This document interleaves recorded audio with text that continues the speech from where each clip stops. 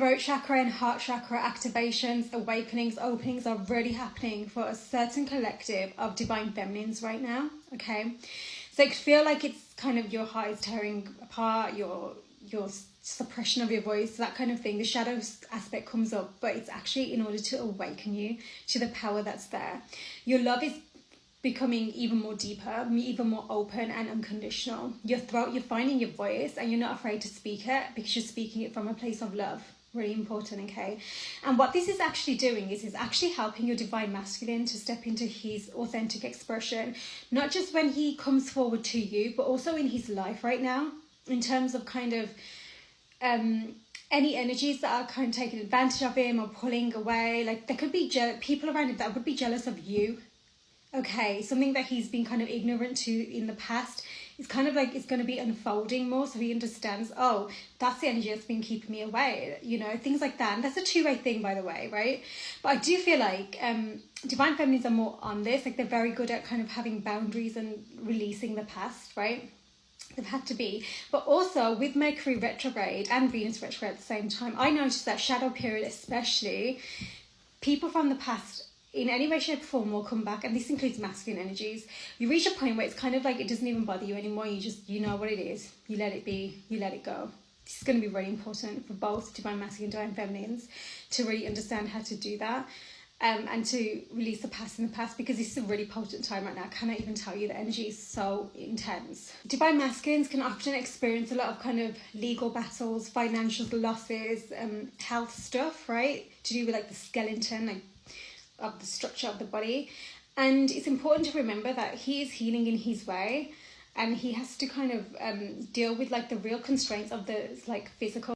A lot of kind of this healing takes place in the 5D or in like a realm that is not the physical, okay? Because what you're doing is you're learning how to forgive, you're learning how to clear all the shadow and the space around you that comes between this love, this union, okay? And this is why they often say that union takes place first and foremost in the 5D, okay? Connect with your person in the 5D, both of you can do this, right?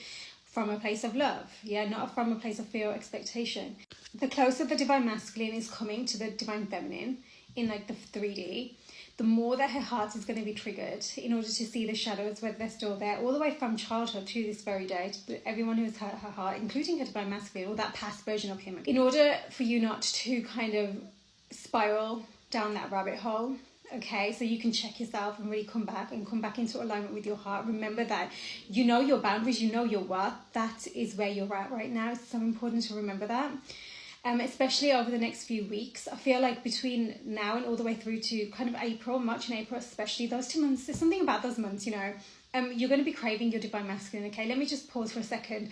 Reminder that in Tarot, March, the 3rd month, the number 3 is the Empress. April, the 4th month, number 4 is the Emperor, okay? Something about that. There's going to be stuff happening, transformations taking place that don't have to do with your connection, as in specifically off face, off value kind of thing. But you'll be craving your divine masculine. Why? Because you're going to be craving him in his divinity, because in that space he has that absolute safety and love to be able to hold you in all of your all. You're going to crave that, and what that's doing is actually showing to you, it's mirroring to you how to connect to that divine masculine within you and really hold that safe space for yourself, and again pour that love in the same way that he needs to connect to himself and his compassion, his unconditional love within himself, and pour that into himself, right? Because that is him connecting to his inner divine feminine. This is how you to come into inner union, essentially in union within yourselves with each other, right? I hope that makes sense. Over these next couple of months, you're both going to really be experiencing some of the biggest tests you've experienced, but in such a way that you're ready to experience these.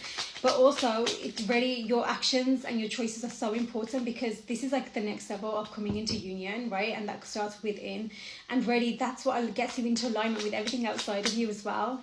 The stability of the mind is really going to be kind of tested here, and it's going to feel like you're just in such a confused space, but this is what's going to allow that balance to come in, to go inwards and really get clear on the forward vision.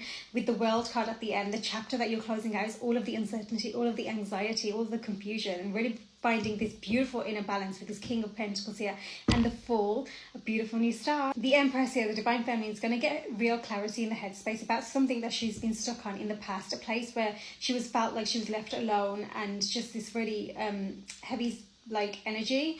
And this clarity is going to be like something really loving, like something small but loving, and it's going to give her some reassurance that actually she can move forward now. She can move forwards into the path of her success, and it's going to be a slow, steady progress, okay? But it's really beautiful because it's allowing her to kind of close out the cycle as well of not only her old past version of self, but old past version of a divine masculine who also is ascending. There's some kind of divine justice coming in here. The 10 of Wands is turning into the 10 of Cups, right? And we've got this beautiful energy of kind of doing the right thing now, but in a space where you're not being like dragged down into kind of past versions of self and like the darkness of the past. You're stepping into your bright light, which is beautiful. There's an awakening here, and in doing so, your Emperor is seeing you and really wanting to move forwards towards this. There's also quite an attraction here, I will say this. It's taken a lot of strength from both of you to really open up this new path now and want to walk down it. It's safe for you to love, okay, which is really beautiful. And understand that you can stay optimistic because you will be forgiving each other here. It's really beautiful, and you'll both be learning from the past so that you can move forwards in a beautiful way to explore this chemistry that you really have and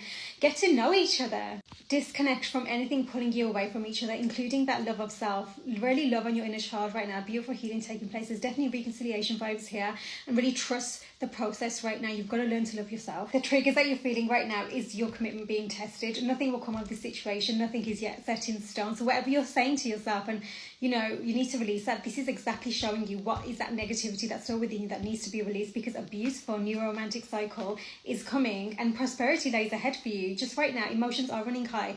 Release them. There's this kind of need to just go into yourself and allow that time, especially with eclipse season here. If someone's dealing with a fire sign, especially in Aries, right, they need to understand, or they're going to be understanding, and nothing's going to come of this situation. They just seem to be carrying around this heavy weight, and they need to release it. That's really important, and they need to start taking action towards where they are going. There's a lot of change coming forwards, and this is going to bring so much powerful change for this new romantic cycle that's coming in. Let me know how this resonates. Sending so much love.